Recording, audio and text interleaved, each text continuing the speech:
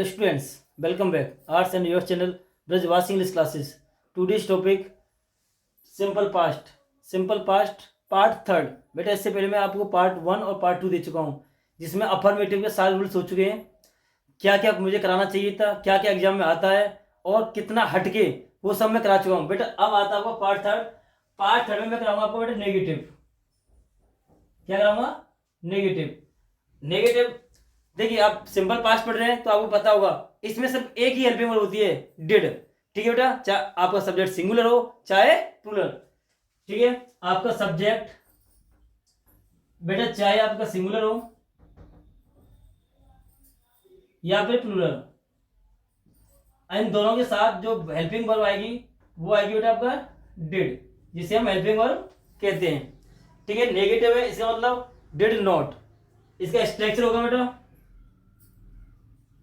इसका स्ट्रक्चर होता है पहले subject plus did plus not plus V1 plus other word, last में प्लस स्टॉप। देखिए बेटा मैंने कहा ना, यहां पे क्या है? Did not. और अगर ये नेगेटिव हो जाए तो तुरंत हम V1 वर्ब की फर्स्ट फॉर्म का यूज करते हैं। अगर अफर्मेटिव है तो सब्जेक्ट होगा, वर्ब की सेकंड फॉर्म होगी और अदर वर्ड होगा। बट नेगेटिव है तो डिड नॉट करेंगे, डिड नॉट के साथ तुरंत आपकी V1 आएगा। या फिर हम ऐसे लिख सकते हैं, subject plus didn't, didn't plus V1 plus object है अदर वर्ड। ठीक है बेटा, दोनों सेम है। अब आपको कौन सा यूज करना है ये आप देखिए। और बेटा मैंने कहा वीडियो आप अगर पसंद आती है तो शेयर करना जरूर, शेयर करना ना भूले बेटा। जैसे एग्जांपल ले सकते हैं हम, मैंने कहा रमेश ने खाना नहीं खाया। क्या किया? रमेश ने खाना नहीं खाया। तो हमें पता है रमेश यहां पर सब्जेक्ट जो कार्य करने वाला होता है। Ramesh didn't eat the food. ठीक है बेटा, Ramesh didn't eat the food. आप चाहो तो ऐसे लिख सकते, Ramesh did not eat the food. मेरा कहने का मतलब समझना, आपको रटना नहीं है, सीखना है। और वीडियो को आपसे कह रहा हूं नोट करते चलिए, साथ साथ लिखते चलिए। नेक्स्ट बढ़ते हुए अब आता बेटा, आता है आपका इंट्रोगेटिव। इंटेरोगेटिव बेटा, इंट्रोगेटिव में आपके दो रूल लेंगे। एक तो क्या शब्द पहले हो, पहले हो। यदि आपको क्या बैठ जाता है बेटा तो आपका स्ट्रक्चर होगा, आपका क्या पहले आ गया तो डिड पे लगाएंगे हम, उसके बाद हम सब्जेक्ट को लेंगे, उसके बाद V1 लगाएंगे, उसके बाद अदर वर्ड या ऑब्जेक्ट, और लास्ट लगा देंगे हम क्वेश्चन मार्क। एग्जाम्पल ले सकते बेटा हम, जैसे मैंने कहा क्या तुम कल मैच खेले।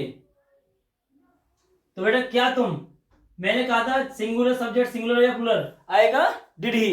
तो did you play the match, play the match yesterday. बेटा मैं अफर्मेटिव में आपको सारे रूल करा चुका हूं कि टाइम का यूज किया जाता है या नहीं किया जाता है, पास्ट इंडेफिनिट और प्रेजेंट परफेक्ट में क्या अंतर है, सब कुछ। इसलिए आप वीडियो को देखना ना भूलें। नेक्स्ट इसमें टू रूल आता है बेटा। Number 2 WH। WH बोलते हैं बेटा why, what, when, who, whose, whom, या हिंदी में कह सकते कब, कहां, कैसे, कौन सा, क्यों, किसने, किसका आदि। यदि ये बीच में आए, कब आए? बीच में आए। यदि ये सब बेटा बीच में आए तो सबसे पहले आप फर्स्ट ऑफ ऑल आपका स्ट्रक्चर रहेगा कि सबसे पहले आप इन्हीं के बनाएंगे, क्यों, कब, कहां, कैसे, कौन सा, कितना, कितने, ये सब उसकी अंग्रेजी। उसके बाद आप लेंगे बेटा हेल्पिंग वर्ब डिड, उसके बाद लेंगे आप सब्जेक्ट, सब्जेक्ट बाद लेंगे V1 और V1 के बाद लेंगे अदर वर्ड, और लास्ट में देंगे आप क्वेश्चन मार्क। ठीक है, जैसे एग्जांपल ले सकते हैं आप, हम स्कूल क्यों गए। हम स्कूल क्यों गए? तो आपका मैंने कहा था क्यों, कब, कहां, कैसे कर बीच में आ जाए, तो पहले हम बेटे नहीं करे जी। Why did we go to school.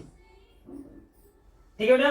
तो मैंने मेरा कहने का मतलब बार बार यही रहेगा, ये प्रयास रहेगा कि बेटा आपको रटना नहीं है, सीखना है। वीडियो अगर पसंद आती है तो लाइक करना ना भूलें, शेयर करना ना भूलें, इसे आप नोट कर चलें। अब बेटा अब आपका आता है interrogative negative.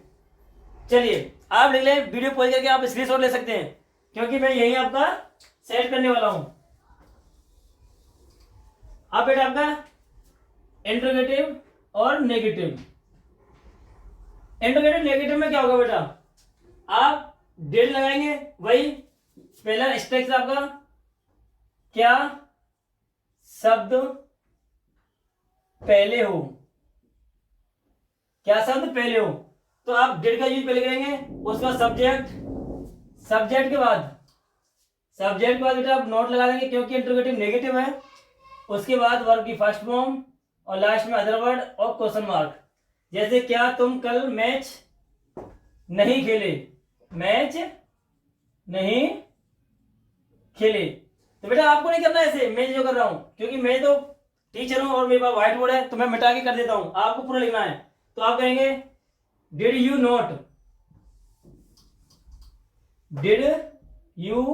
Not play the match yesterday. अब बेटा सबसे डिफरेंस क्या चीज है, देखिए हम बताते हैं, आपका हेल्पिंग वर्ब पहले आ गया, सब्जेक्ट बाद में आ गया, उसके बाद नोट होगा। आप चाहो तो डिडंट एक साथ लिख सकते हो, didn't you play the match